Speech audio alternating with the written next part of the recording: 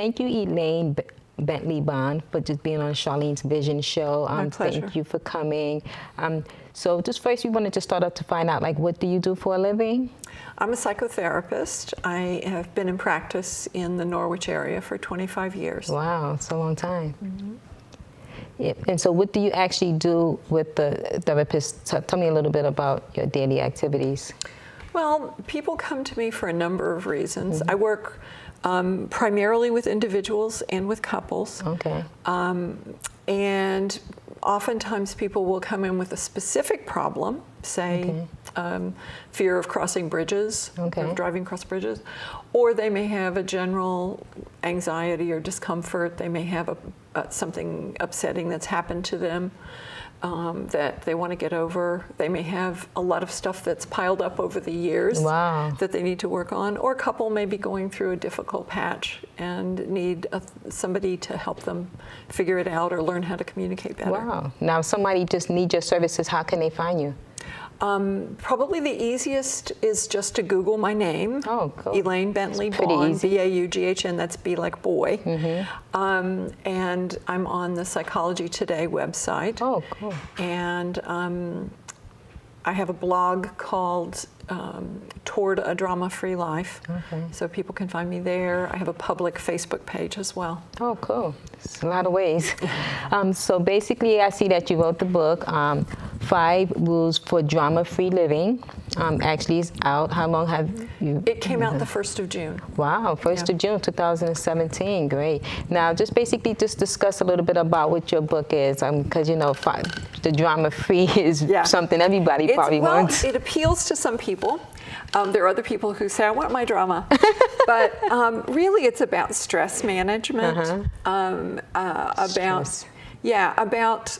and when I say rules, what I'm really talking about, I like the joke, gravity, it's the law. That rules are really, it's sort of, this is how it actually works.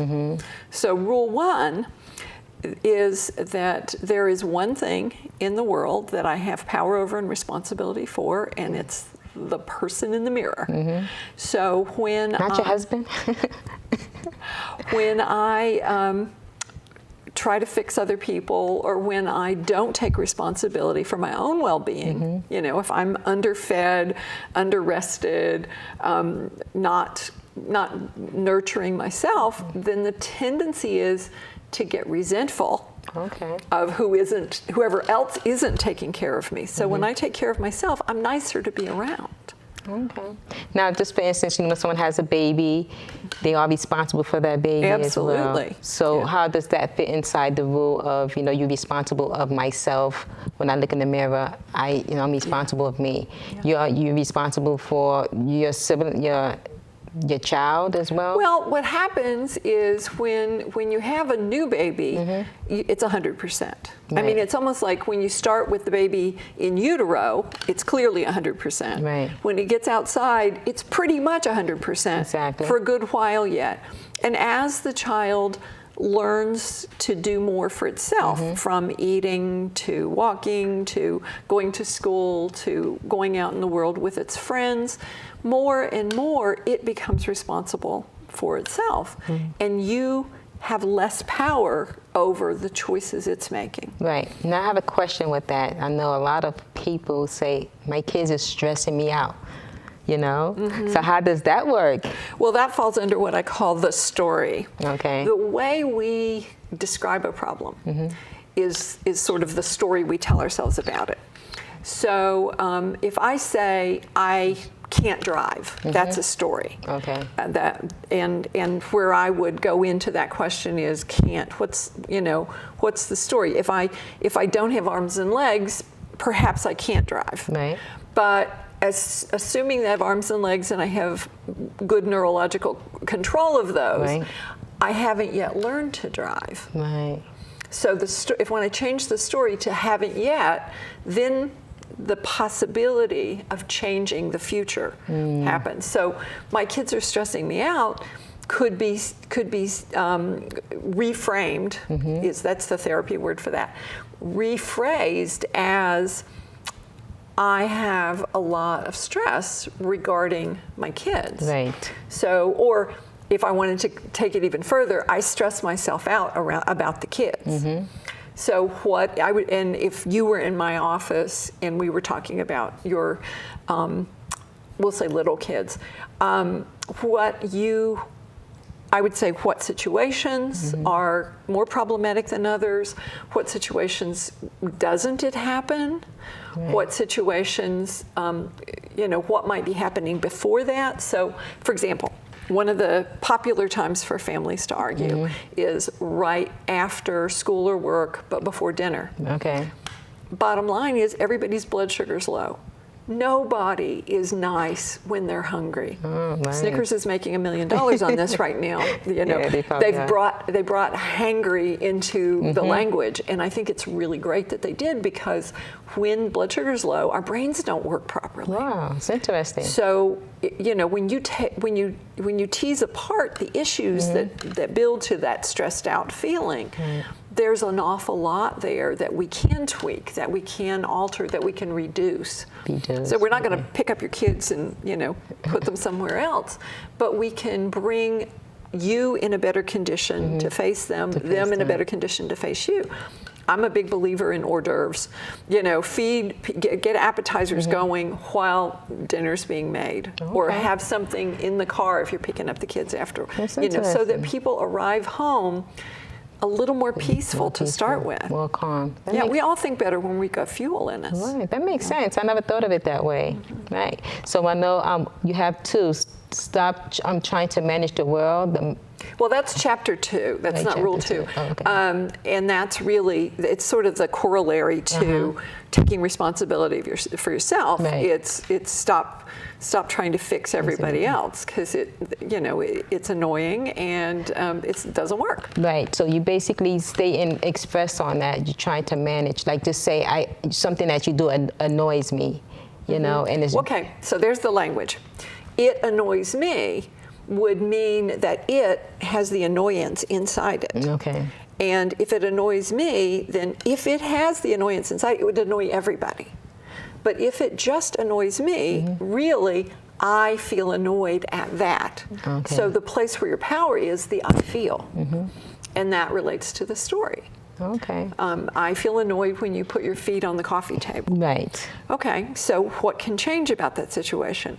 My attitude, my thoughts, your feet, or the coffee table. Right. So how many ways could we change that? You can move the coffee table. I have an article on my blog, Toward a Drama-Free Life, that's titled, Can a Dish Brush Save Your Marriage? And it really is about how can we change the physical environment to reduce arguments. So considering a coffee table that is footstool qualified, which a lot of people are doing these days. Right. So your thing is, okay, so it shouldn't just bother me, or maybe No, I don't. I really try to avoid the word should at all times. Okay. Because what you feel is what you feel. Exactly. You always have permission to feel what you feel. Right. But the story that you're telling yourself is triggering an uncomfortable feeling or an unhappy feeling. So how can you get that to stop? Well, it's about the specific situation and what story you're telling yourself. Okay. So challenging the story, is there a different way I can look at it? Is there a different way I can hold that? Instead of the kids are stressing me out, I'm not meeting the situation from a calm place. Okay. What kind of self-care do I need to do so that when I'm dealing with the kids, I'm dealing with them from my most mature self. Right. Okay, that makes sense. I was interested with number 2. I know it says we are all containers for feelings. I'm like, a container? Why did she use a container? Thank you for asking that, because this is something I usually cover with my clients first session. That's how important it is. We're all containers for feelings, in that whatever we've been through that we haven't fully processed goes in the container, waits, stews, ferments, and at some point may boil over, leak out, or explode. Right. That's what you mentioned. And people say you're overreacting. Yeah. What they may not understand is that what just happened maybe resonates with something you've been carrying around with you. It could be for years. Could be, for many years. And so where we work on that in terms of therapy is identifying what's in the container, which is a way of identifying where your vulnerabilities are, the kind of thing that can poke you in the sore spot. And sometimes people probably don't even know that. Oh, no, why would they if you haven't told them? And it's maybe not even any of their business. Right, but I'm saying the person themselves, like, you know, Good so point. it's like, I didn't even know that actually triggers something, but just getting all of it out. Yeah. Yes. It's important. So sometimes getting it out, but getting it out in a way that's safe. So spewing, you know, sometimes is inevitable. You know, you drop a hammer on your toe, you're going to say some expletive. Right. But once that's out, do you then yell at someone? That's not helpful. It's natural to spew for that brief minute. But if you keep spewing, people want to be around you less and less. Right. Because it's just not fun. So back to the container and getting stuff out of the container. One is to make a list, you know, of all the stuff you've been through that you have never really talked about, you've never really kind of finished emotionally with. And a journal's a really good way to do that. There are exercises. I have something that's clinically can be called a full out letter, which is a letter that you're not going to send. Is a way to clear, you know, frustration. Sometimes when you're really, really angry with somebody, but you know it's not in your best interest, or maybe it's your boss and you really just need to get it out of your system, but you can't take it to them because your job would be in jeopardy. So you write it as if you could send it, but to do it with the full venom of that frustrated part of yourself, and then let it cool. And at least 24 hours later, read it from your most mature self, and think of it as a way to give yourself empathy for that discomfort. And then somewhere in the midst of that letter, you may find one or two sentences that are just the truth, and that you can find a way to actually communicate to that person. Some people, you know, people who've been stepping on your feelings for, you know, 20 years, you may have 17 letters to write before you find a way to get to something that you can actually say to them. But you need to be able to spew freely with knowing you're not going to send it. Right, you're not going to send it, and are you actually going to approach that person about it, or is it just something for you That's to just... an individual choice. The issue is recognizing that everybody's got containers. So if I come at you and say, you blah, blah, blah, you've got a container too. You might just be dumping it right back on me, and that's not going to be helpful. Right, and you talked about like the energy, it takes all of our energy. Well, sometimes when your container's full and it spills over. You don't. Well, no, it's this is about not saying your truth. And so it's like it takes all your energy to hold the lid on, and that really starts to manifest as depression.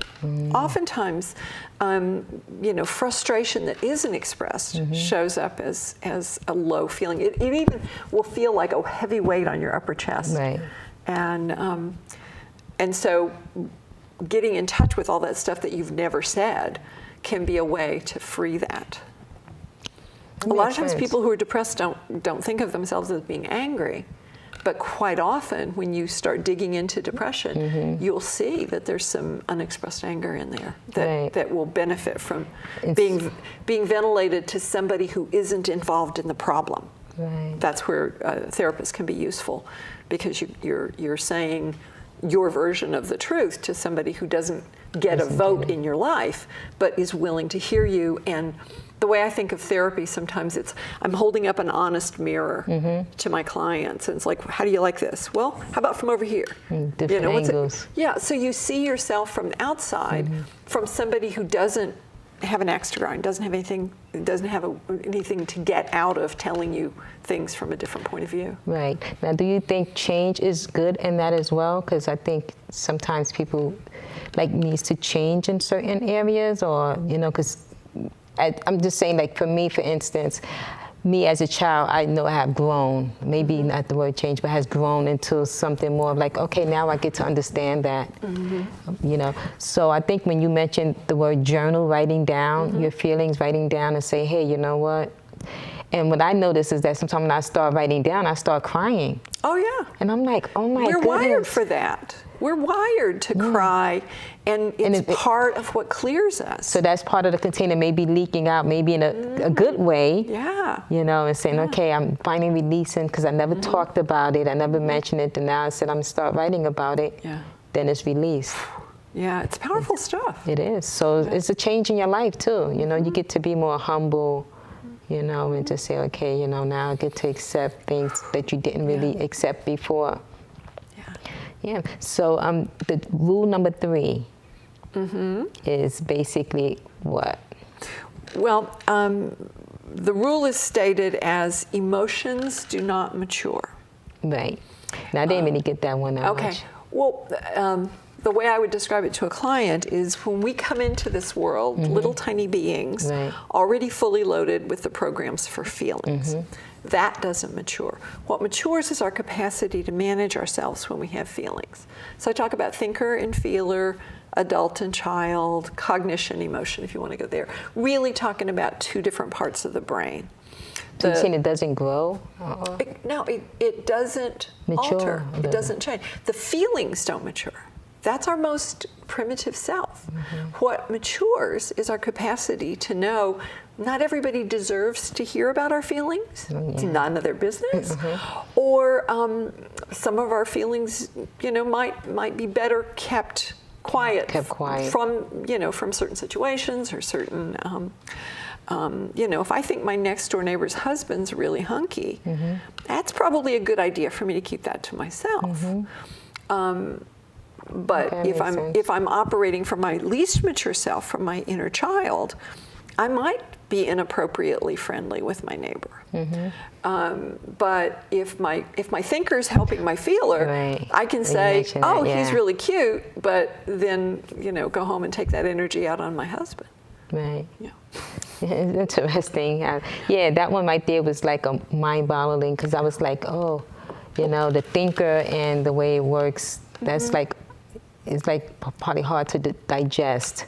Well, it's the thinker is really based on the prefrontal cortex, which is the last part of the brain to develop. They're saying now that it isn't finished being developed until age 30 or so. Wow.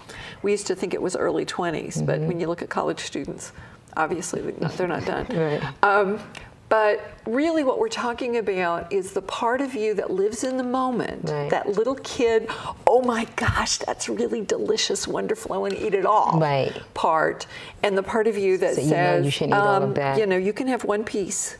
But knowing that if I have more than that, or I eat all the ice cream, or drink all the beers, then there's going to be consequences. Exactly. The feeler doesn't get consequences because it's like a little 3-year-old that lives in the moment. I want what I want when I want it. I like what I like. I don't like that. That's when they have the tantrums and all of that. Yeah. So that we all still have that part in us, and that's the part that when it's happy, that's our joy. That's our, like, oh my goodness, it skyrockets and it's beautiful and everything's wonderful. So that's the chair. And part of the thinker's job is to protect the feeler, to create a world that's safe for the feeler to live in. So you don't keep eating all the ice cream and getting a tummy ache. Right. Okay, that makes sense. Now it gets more, once you explain it more. With the examples, I think is really good too, because it gives people, okay, now I can relate it to something. Okay, so explain the small magic poem on page 34. Can I read it? You sure can. I'd love to.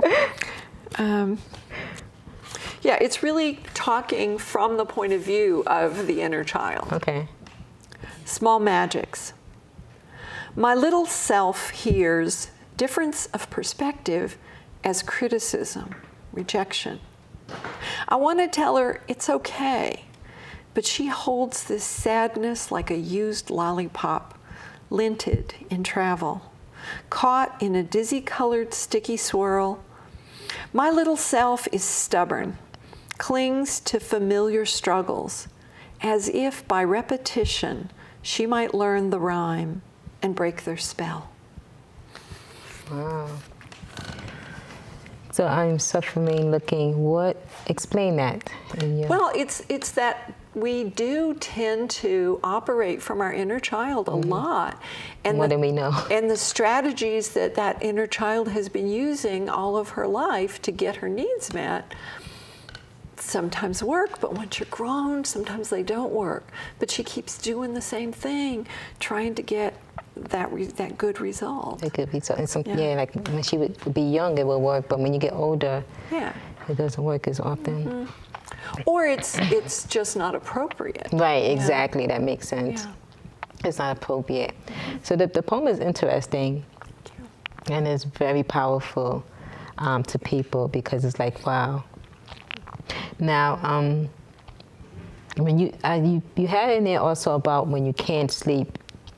Oh yeah. I read the book. Explain that as well, because I actually tried that at home. And how'd that work? Because I can't sleep sometimes, and I'm like, okay, she said count backwards softly.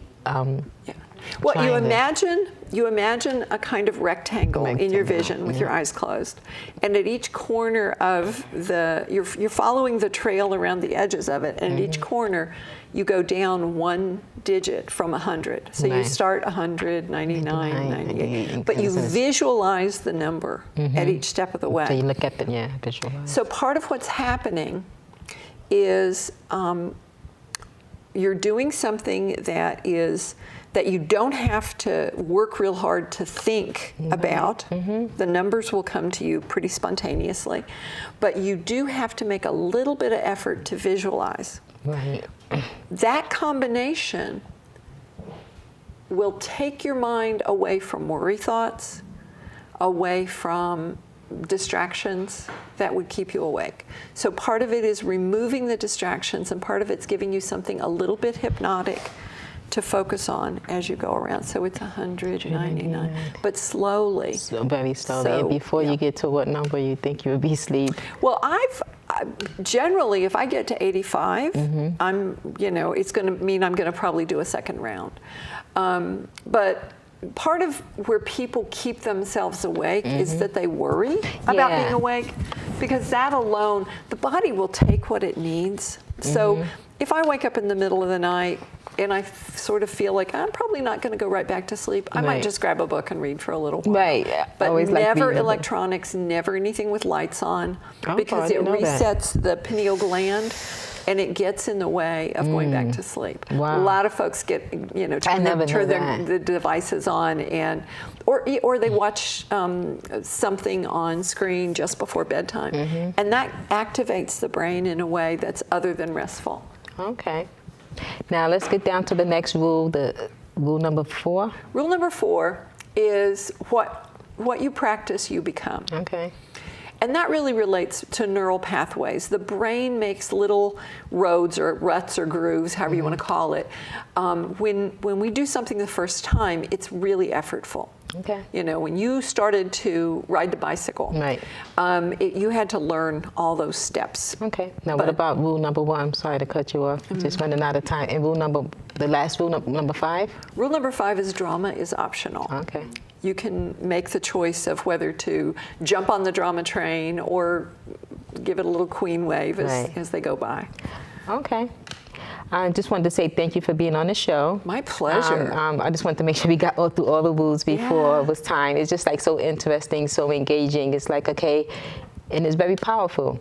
Now, you think everyone could be able to follow these rules and it will work? Everyone, that's a big statement. Exactly. But I think that it's, my hope is that it will be helpful to a lot of people, either helping therapy go faster, helping people realize that therapy isn't so scary, or maybe avoid therapy altogether.